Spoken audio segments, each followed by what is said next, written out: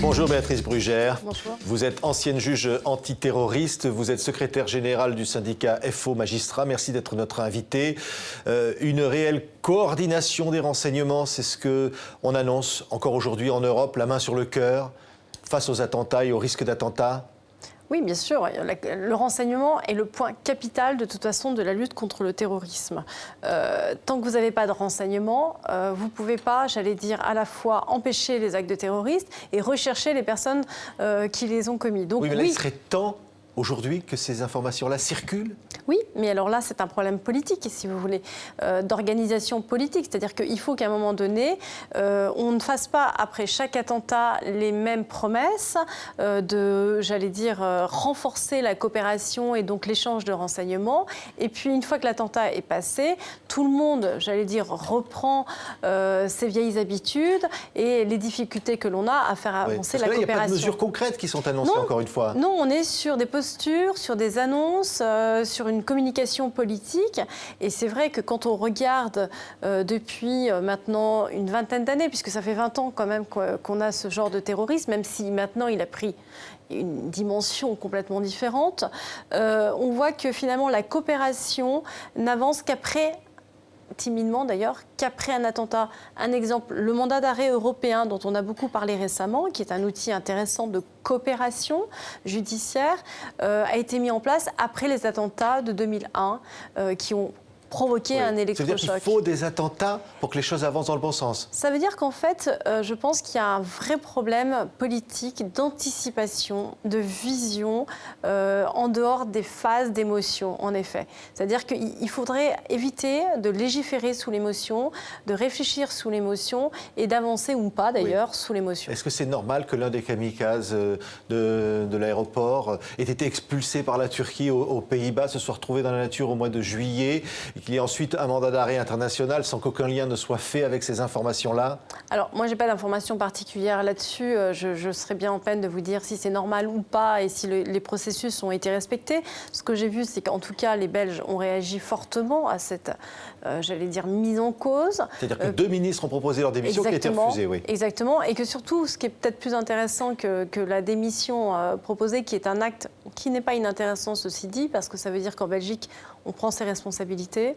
C'est la commission qui est mise en place, qui sera une commission d'enquête. On en a une, nous aussi, en ce moment, sur justement des défaillances possibles ou non. Donc je pense que s'il y a des défaillances, et si cette commission va jusqu'au bout, on verra peut-être que le système tel qu'il fonctionne ne fonctionne pas correctement. Alors là, on a vu les ministres français qui mettaient en cause finalement la Belgique et l'accusaient de naïveté. On voit aujourd'hui à nouveau une personne qui a donc été arrêtée, qui projetait des attentats avec des explosifs chez elle, qui avait été condamnée en son absence avec Abaoud il y a encore quelques mois ici.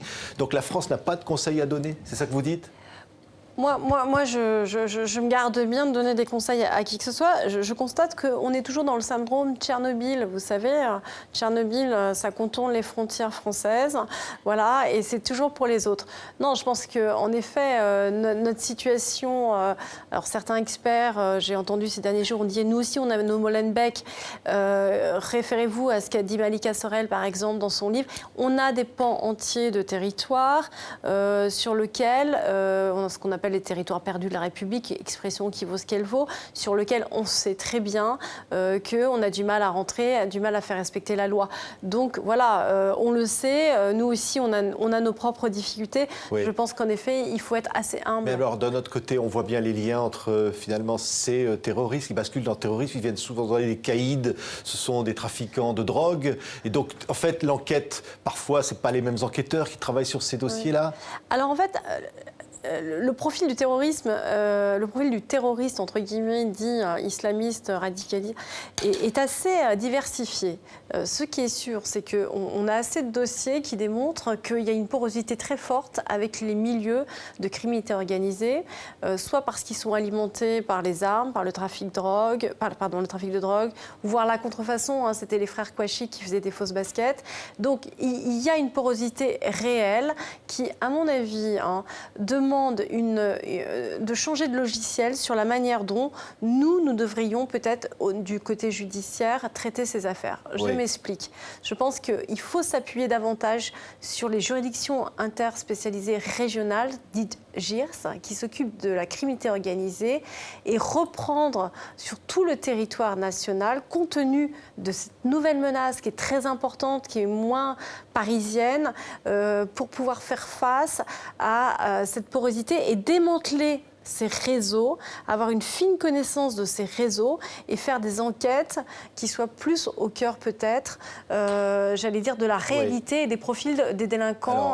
La question de la déchéance de nationalité, la question maintenant qui est évoquée de la prison perpétuelle réelle pour les terroristes, ça quoi? Ça sert à quelque chose tout ça? Bon, de toute façon, moi je pense qu'aujourd'hui, compte tenu de l'ampleur des attentats qu'on a quand même, l'échelle des peines, le problème de l'échelle des peines est un débat qu'il faut ouvrir.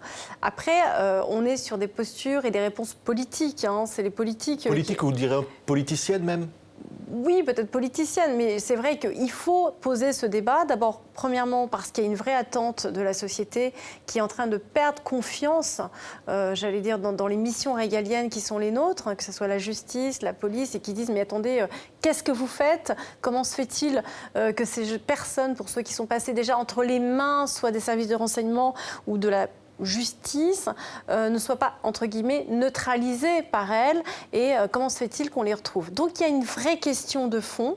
Ce débat doit exister. Les réponses qui sont apportées sur la déchéance de nationalité ne sont pas obligatoirement les réponses les plus efficaces. Mais les bonnes réponses, c'est quoi? C'est plus de moyens pour la justice, par exemple?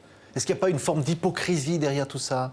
Oui, non, mais surtout, on paye 20 ans de renoncement, j'allais dire, de choix budgétaires qui sont à la fois nationaux et européens, puisque maintenant, il faut quand même ne jamais oublier qu'on nous impose aussi des choix budgétaires qui font que la justice aujourd'hui est quasiment à l'agonie. C'était notre nouveau ministre qui a dit « mais je trouve une justice dans une embolie totale, une paralysie totale ».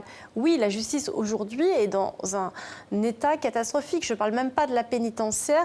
Et quant aux services de renseignement et de police, on sait aussi qu'ils ont besoin de plus de moyens. La preuve en est, c'est qu'à chaque attentat, on vous dit « ah mais attendez, on va démultiplier les moyens ». Donc, les moyens sont une chose très importante. Ceci dit, il ne résume pas tout le problème. C'est-à-dire que le problème, il est aussi stratégique. C'est-à-dire que les moyens, oui, mais pour faire quoi? Voilà. Qu'est-ce qu'on veut faire de ces moyens et quelle est notre stratégie? Et c'est peut-être là qu'il y a un vrai déficit. Merci, Béatrice Brugère, donc ancienne juge antiterroriste, secrétaire générale du syndicat Force Ouvrière Magistrat. Merci d'avoir été avec nous.